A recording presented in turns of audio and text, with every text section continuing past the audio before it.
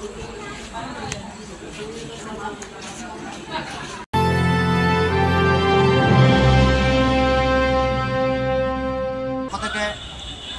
এবং আমি এবং আমার সাথে জহুর বিএনপির নেতা জহুর, নুরু মেম্বার, বিএনপি নেতা বসির, ছাত্রদল নেতা সেলিম, যুবদল নেতা টিপু, ইমরান, গ্যাস কন্ডাক্টর আমার শ্রদ্ধেয় চাচা এবং রুস্তুম আলী বিএনপির নেতা, এখানে সবাই আমার সাথে সাহায্য সহযোগিতা করছে এই ত্রাণের জন্য।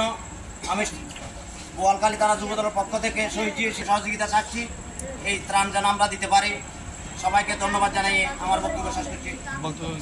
আর কেন আমাদের বোয়ালখালী যুবদলের সভাপতি সাহায্য সহযোগিতায় এবং গ্যাস কন্ডাক্টরের সাহায্য সহযোগিতায়, বলির সাহায্য সহযোগিতায়, জহুরের সাহায্য সহযোগিতায় আমরা সবাই মিলে এই ত্রাণ সামগ্রী দুস্থ মহিলাদের মধ্যে, দুস্থ গরিব পরিবারের মধ্যে দিতেছি। আসসালামু আলাইকুম। আজ মাহে রমজান উপলক্ষে বোয়ালখালী ৬ নং ওয়ার্ড বহদ্দারপাড়ার শহীদ জিয়া বিএনপির পক্ষ থেকে ত্রাণ বিতরণ অনুষ্ঠান হতে যাচ্ছে। তা আপনাদের সবাই দোয়া কামনা করে এবং সার্বিক সহযোগিতা কামনা করে আমার বক্তব্য এখানে শেষ করছি। আসসালামু আলাইকুম।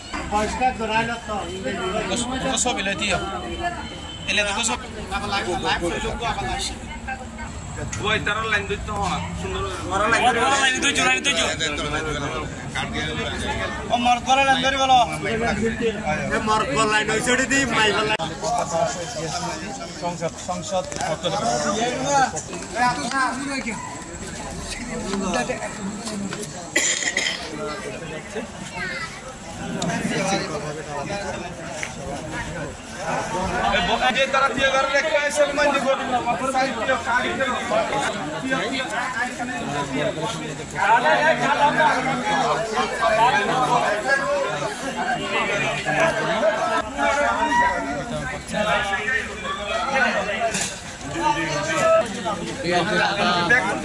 তোমার নাম কি এটা আইলি তুলকিয়া লাইনটা হ গে নেট নেট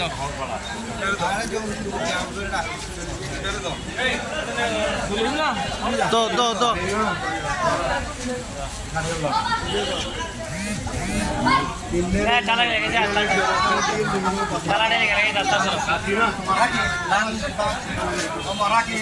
বোয়ালখালী সংবাদকে সবসময় ভালো কাছে পাবেন ইনশাআল্লাহ। আমরা আছি সবসময় আপনাদের পাশে।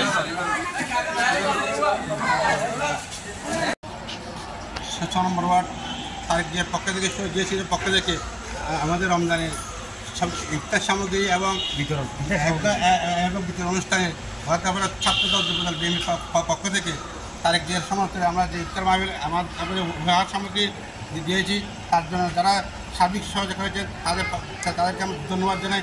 ইনশাআল্লাহ আগামীতে আমরা আবার দেব এবং ১৭ বছর আমরা রাজনীতিতে দুলছিলাম, তাই আজকে সবার উপস্থিতি কামনা করি এবং ধন্যবাদ। আসসালামু আলাইকুম। এবং বহদ্দারপাড়া জিয়াদি সংগঠনের পক্ষ থেকে শহীদ জিয়া সংগঠন, হাতে গড়া সংগঠন, জাতীয়তাবাদী যুবদলের পক্ষ থেকে এবং আমাদের বহদ্দারপাড়া ৬ নম্বর ওয়ার্ডের পক্ষ থেকে আমাদের এলাকার প্রতি আমাদের সবাই মিলে আমরা আমাদের নিজের ব্যক্তিগত ফন্ড থেকে সবাই আমাদের জাতীয়তাবাদী যুবদলের নম্বর ওয়ার্ড বিএনপির উদ্যোগে শহীদ জিয়া স্মৃতি সংসদের উদ্যোগে আমাদের এলাকাবাসীকে আমরা ঈদ উপলক্ষে কিছু গিফট করছি বিএনপির পক্ষ থেকে।